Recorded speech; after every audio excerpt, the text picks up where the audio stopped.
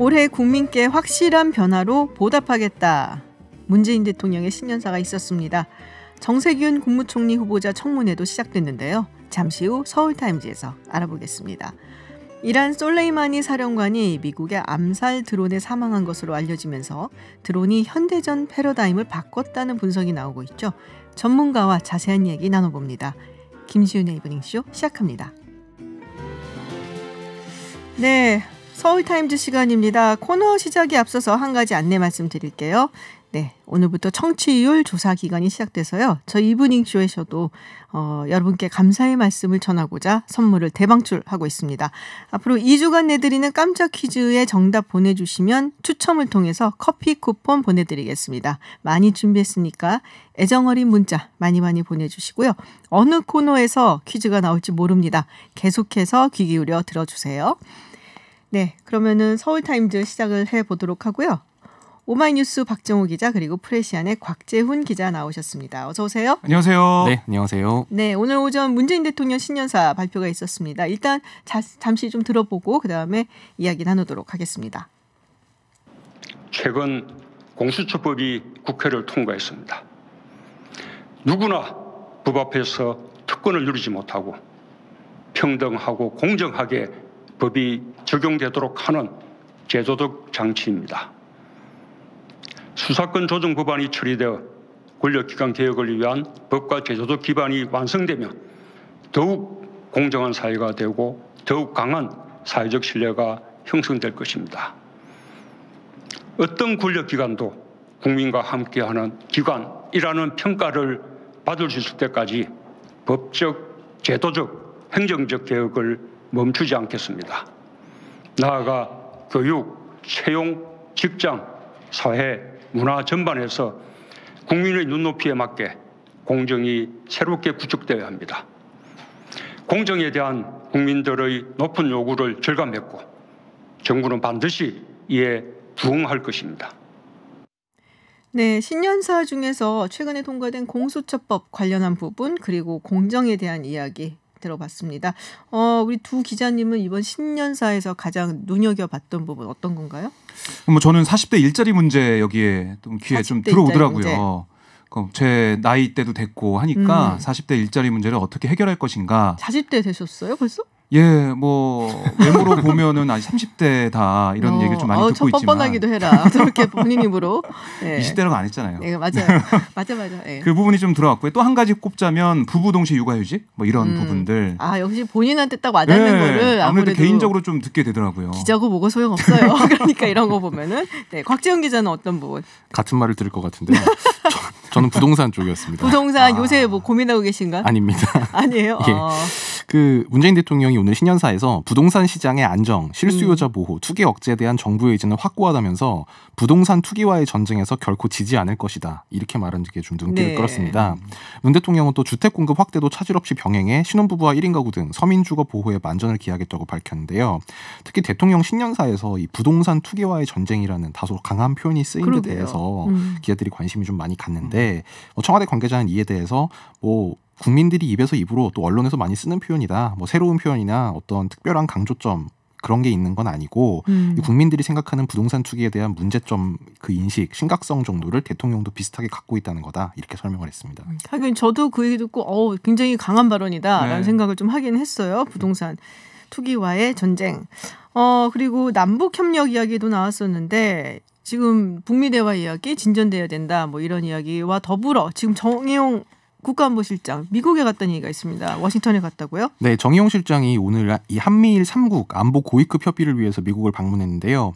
오늘 오전 출국길에 공항에서 기자들과 만나서는 뭐 특별한 얘기는 하지 않았고 최근 한반도 정세와 비핵화 협상을 통한 항구적인 평화 정책 방안에 대한 의견을 나누게 될 것 같다. 이렇게만 말을 했습니다.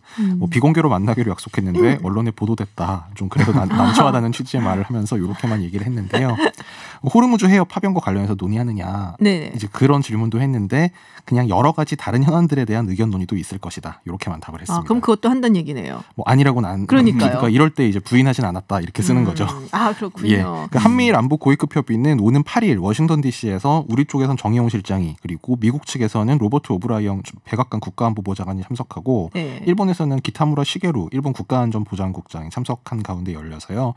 대북 대응책이 좀 조율이 될 것으로 예상이 되고 오늘 또 문 대통령이 신년사에서 언급한 이 김정은 위원장의 이 서울 답반 재추진 관련 논의가 있을지 좀 주목이 됩니다. 김정은 위원장 얘기가 나와서 말인데 사실 요번에 그 이란의 술레이마니 사령관 네. 참수 작전을 보고서는 김정은 위원장이 상당히 겁이 좀 날 거다라는 얘기들 많았어요.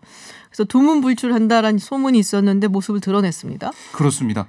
그러니까 생각보다 좀 과감한 모습을 네. 보였다라는 생각이 좀 난 드는데요. 쫄지 않았어 뭐 이런 네. 건가요? 그러니까 북한 관영 매체 조선중앙통신이 네. 보도한 바에 따르면 김정은 위원장이 평안남도 순천 인비료 공장을 찾았어요. 건설 현장을 찾아가서 발언도 하고 모습도 좀 보였는데 이게 새해 첫 행보죠. 공식 행보.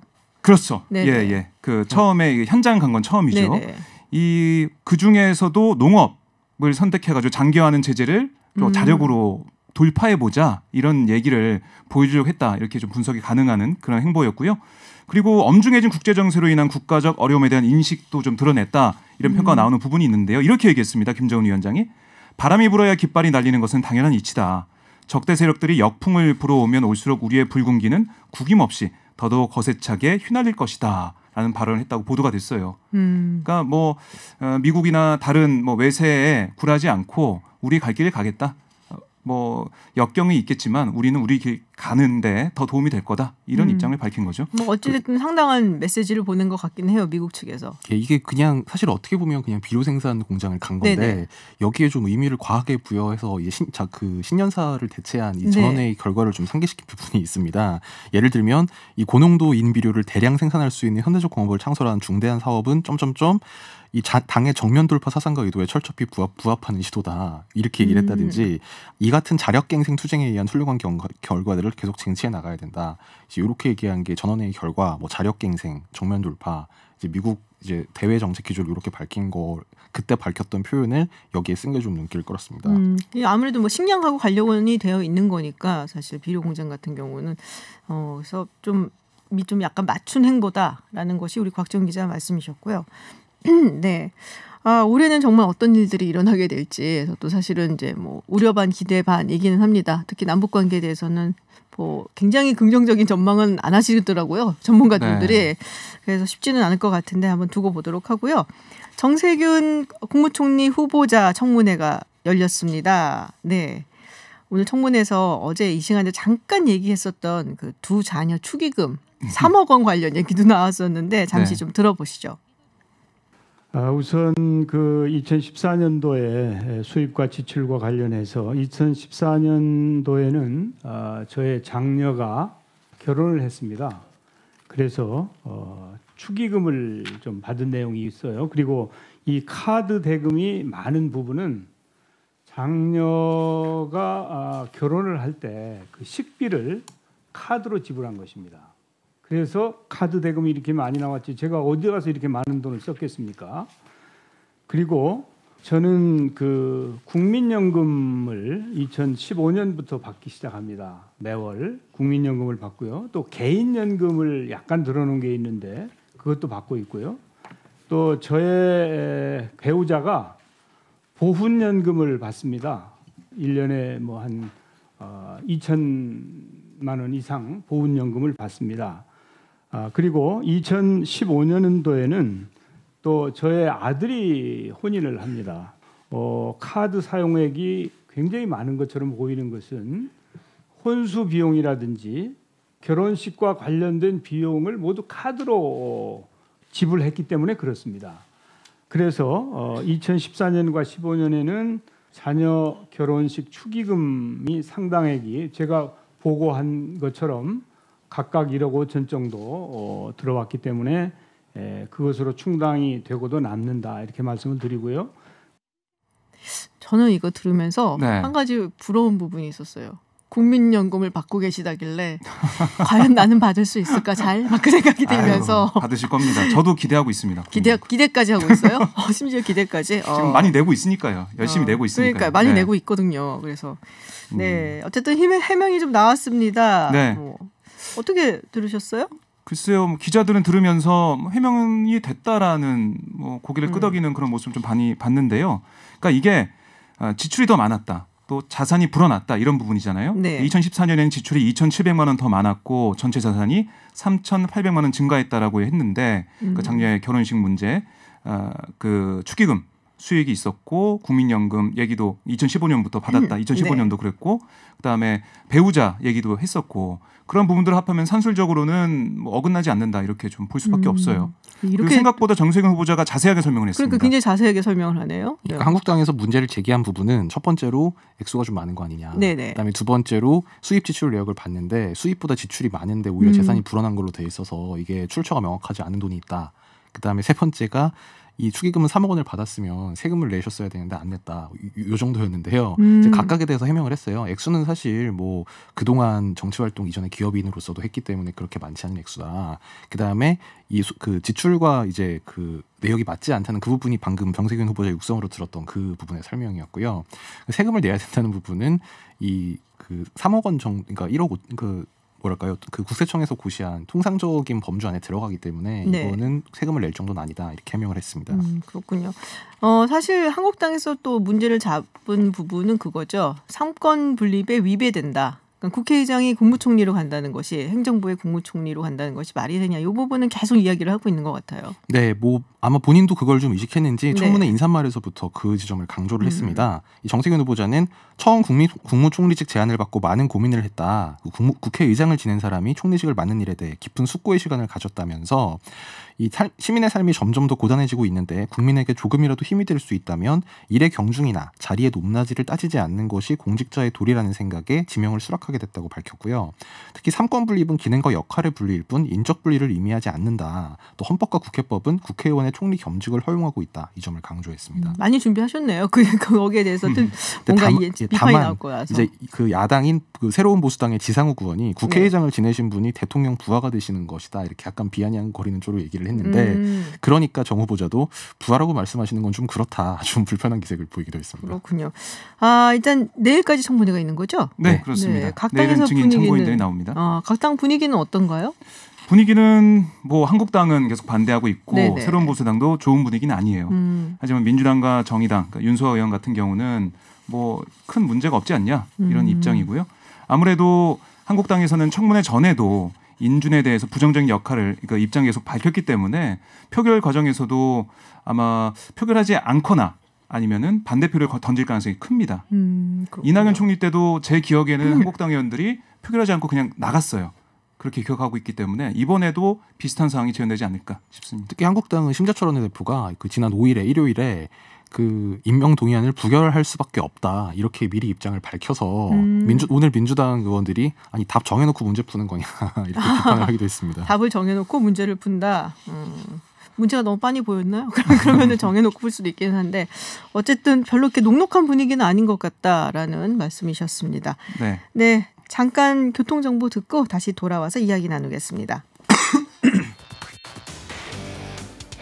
네, 서울타임즈 돌아왔습니다. MC걸님 전철에 버스 2번 세정거장 남겨두고 자리에 앉으셨다는데 세정거장이라도 좀 편하게 가셨길 바라고요. 네, 이런 비 오는 날 출퇴근 굉장히 힘들죠. 모두 빨리 무사히 귀가하시길 바랍니다. 2시간 전쯤이었습니다. 추미애 법무장관 그리고 윤석열 검찰총장이 만났습니다. 아마도 검찰 인사안에 관해서 이야기가 있지 않았을까라고들 짐작들을 하는데 뭐 들은 얘기 없으세요, 곽재훈 기자님? 예, 오늘 오후 4시에 이제 윤석열 총장이 추미애 장관을 예방을 했고요. 이거는 이제 정부 법무공단 등 법무부 산하 외청장과 기관장의 취임 인사 차원에서 이어지는 거라고 법무부가 설명을 했습니다. 외청은 딱 하나밖에 없는데 외청장이라고 굳이 표현한 점도 좀 눈길을 끌었는데요. 오늘 면담은 오후 4시부터 한 30분, 35분 정도 비공개로 이뤄졌고 이 면담 내용에 대해서는 이제 법무부가 그 대검찰청에서 기자들에게 문자를 보내서 그러니까 추미애 장관은 검찰개혁 입법이 잘 정착될 수 있도록 협조를 당부했고 검찰총장은 이미 이에 적극 공감하며 장관 재임 중 검찰개혁이 완수될 수 있도록 최선의 노력을 다하겠다고 했다. 이게 다입니다. 그게 다예요? 네.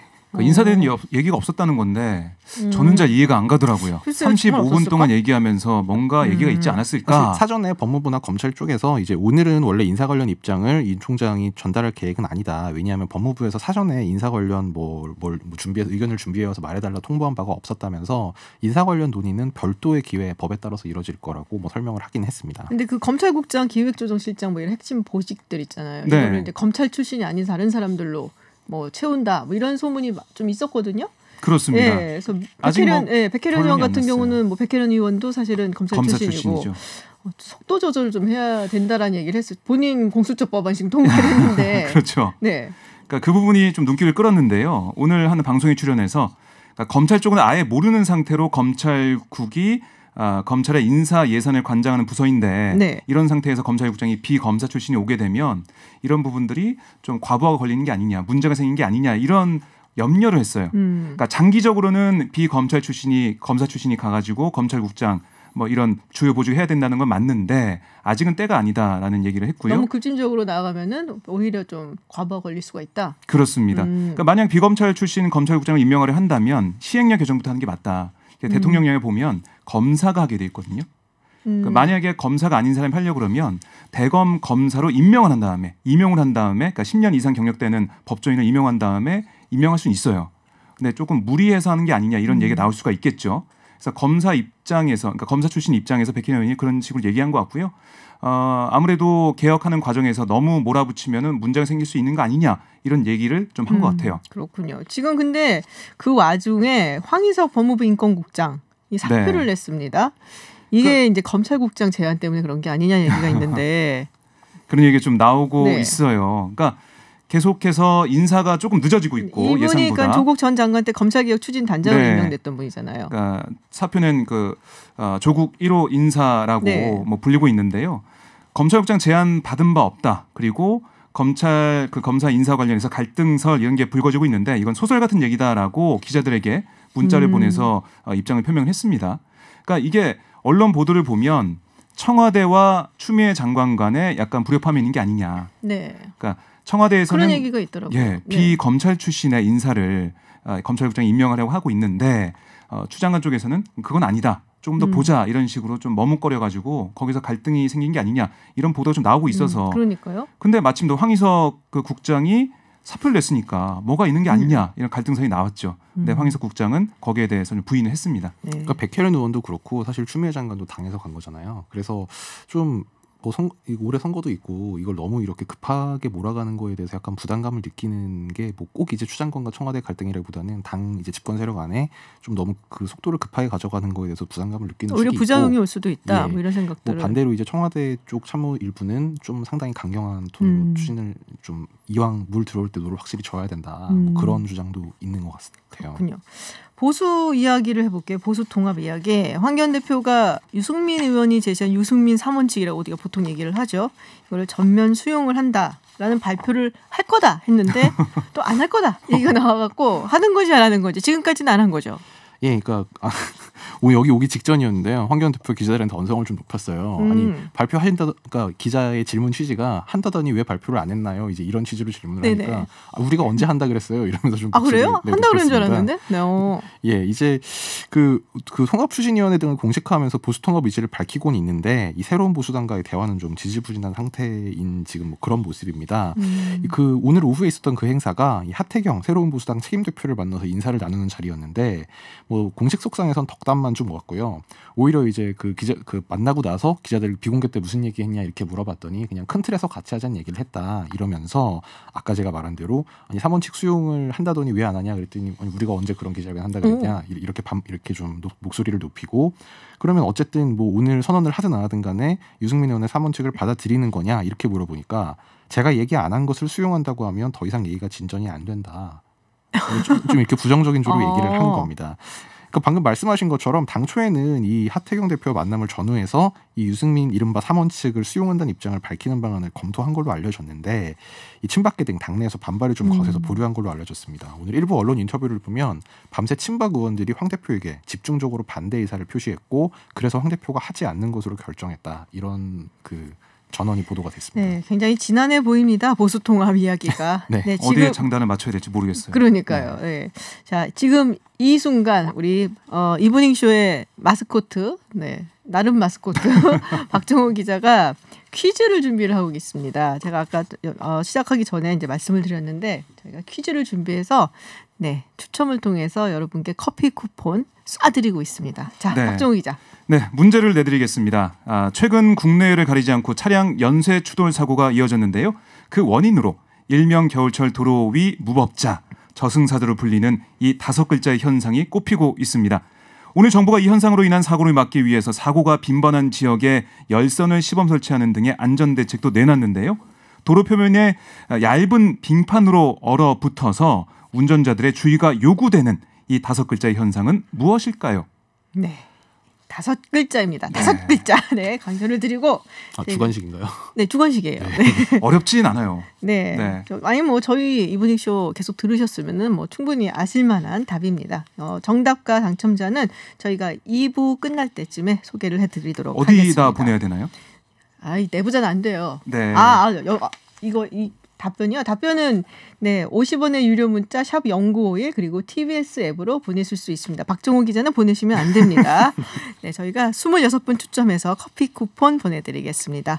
서울타임즈 국내 뉴스 시간 여기서 마치도록 하겠습니다. 고맙습니다. 네, 고맙습니다. 감사합니다.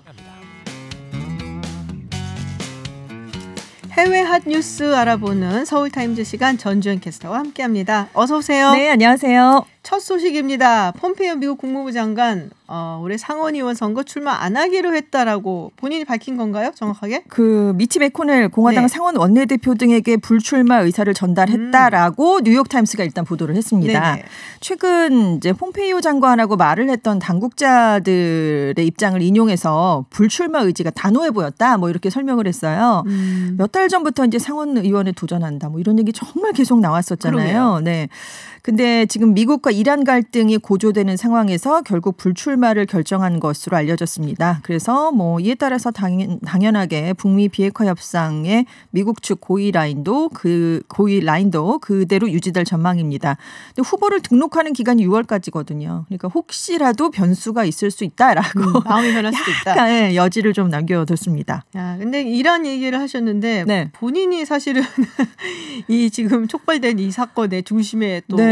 있다라고 얘기가 나오고 있잖아요. 그렇습니다. 네. 워싱턴 포스트가 이제 익명의 관리들을 인용해서 이제 보도를 한 건데 작년 연말부터 폼페이오 장관이 매일 여러 번 이란 대응 문제를 놓고 트럼프 대통령과 협의를 했었다고 알려졌어요. 그래서 지금 폼페이오 장관 그리고 펜스 부통령이 재촉을 해서 결국 트럼프 대통령이 솔레이마니 제거를 승인했다 이렇게 보도를 했는데요. 작년 6월에 이란이 미국 무인기를 격추했었잖아요. 네. 그때 군사적인 보복 조치를 추진하다가 막판에 트럼프 대통령이 철회를 했는데 그때 굉장히 불편해했던 걸로 폼페이오 장관이 알려졌습니다.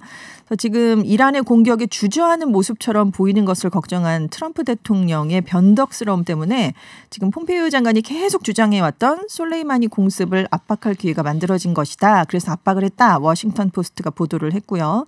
지금 폼페이오 장관은 지난 10여 년간 아주 이란의 강경한 목소리를 내왔던 대표적인 매파로 분류가 돼 있습니다. 근데 폼페이오 장관이 사실은 그 외교 정책 정통한 인사는 아니었어요. 네. 처음부터. 네. 원래는 하원 의원 출신이었고 그렇습니다. 물론 이제 군복무를 하기는 했지만 하원 의원을 하다가 CIA 국장으로 네. 갑자기 신데렐라처럼 갔죠. 승진을 네. 하게 되고 그리고서 국무부 장관을 간 건데 중동 문제 하면은 사실은 이제 그 문제에 있어서는 그야말로 잔뼈가 굵은 사람들이 있었거든요. 네네. 매티스라든지 네. 맥메스터라든지 비서실장을 했었던 존 켈리라든지 다 안 계시네요, 이제. 다 나갔잖아요. 네, 어른들이. 네, 그 어른들. 네. 그 어른들 중 한 명만 있었어도 이 사태는 막을 수 있지 그렇습니다. 않았겠냐라는 이야기들을 네. 굉장히 많이 하거든요. 매티스 같은 경우는 뭐 켈리하고 함께 이라크 네. 전쟁에서 사단장하고 부사단장하고 뭐 이런 네, 사이였고 네. 전후 사이고 뭐 맥메스터도 마찬가지고 그래서 그런 부분에서 굉장히 아쉽고 이거를 너무 정치적으로 판단한 것이 아니냐라는 비판들이 굉장히 많이 나오고 있어요. 그렇습니다. 그래서 지난달 27일에 이라크에서 미국 민간인 한 명이 로켓포 피격으로 사망을 했잖아요. 네. 그래서 그 이틀 후에 이제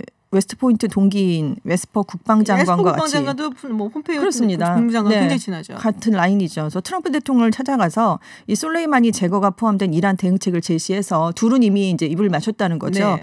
그래서 사실 이제 트럼프 대통령이 솔레이마니 공습을 결정하니까 그 브리핑에 참석한 다른 당국자들은 깜짝 놀라는 일이 있었지만 아무튼 이 두 사람이 사전에 협의를 하고 입을 맞춘 끝에 결국 이제 공습이 이루어졌고요.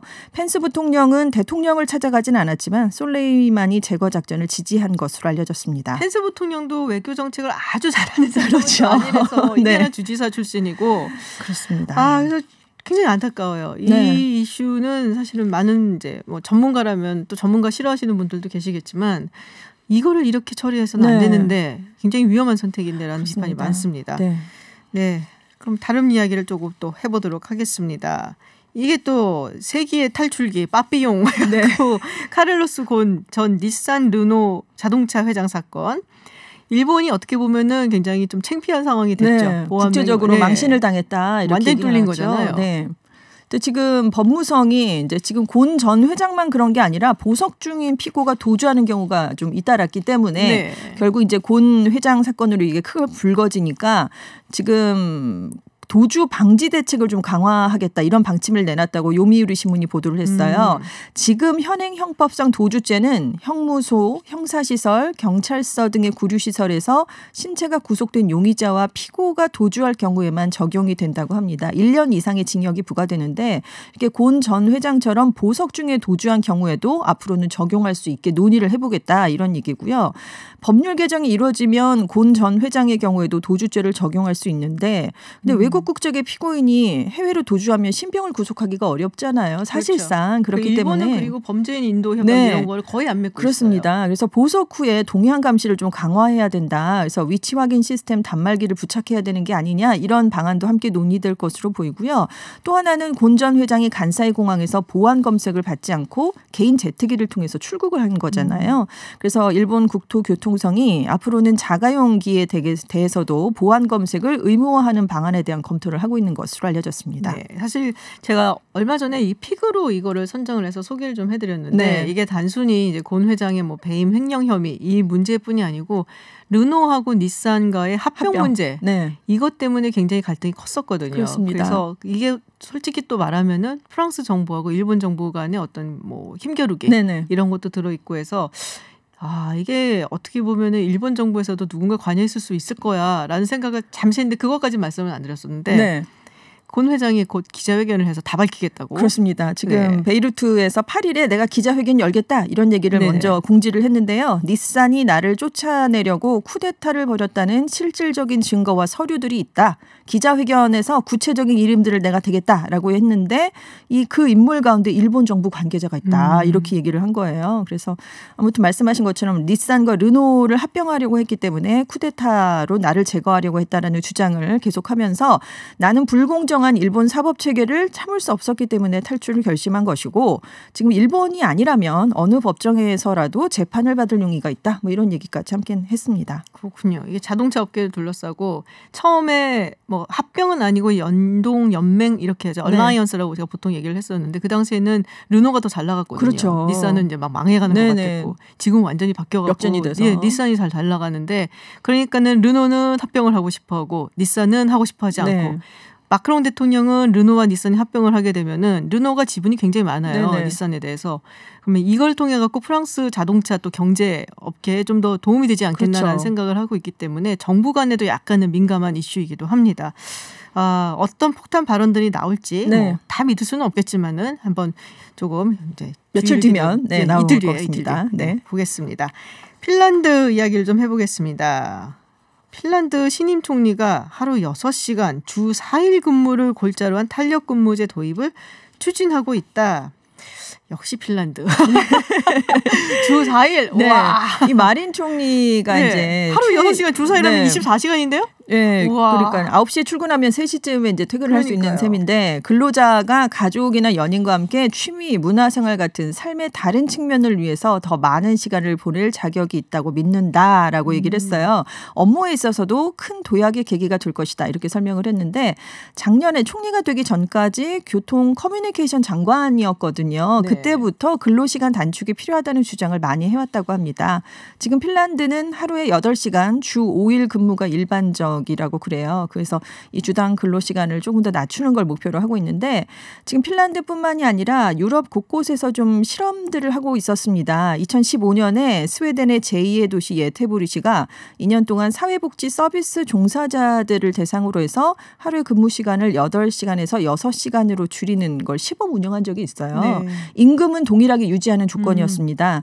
실험 결과 간호사의 병가 사용 일수가 줄어들고 환자들의 건강이 호조된 것으로 나타났어요. 근데 추가 고용이 필요하니까 비용이 네네. 좀 늘어난 그렇겠죠. 거는 사실이었고 거기에 대한 우려가 나오기도 했습니다. 아무튼 예테보르시 의회는 굉장히 만족도가 높아졌다. 그래서 고용률도 높아지고 세수도 늘었다. 뭐 이렇게 설명을 한 적이 있습니다. 또 작년 8월에 이것도 크게 화제가 됐었는데요. 마이크로소프트 일본 본사에서 맞아요. 주 4일 근무를 네. 해봤었잖아요. 시범적으로. 네.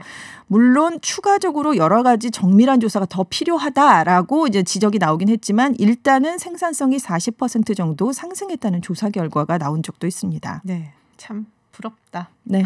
그 얘기를. 우리나라 1인당 네. 연간 근로시간 1993시간이고요. 핀란드는 1555시간이니까 조금 비교가 되긴 많이 하죠. 차이가 네. 나긴 하네요. 네. 네, 알겠습니다. 네, 지금까지 전전 웨스캐스터와 함께했습니다. 오늘 고맙습니다. 네, 감사합니다.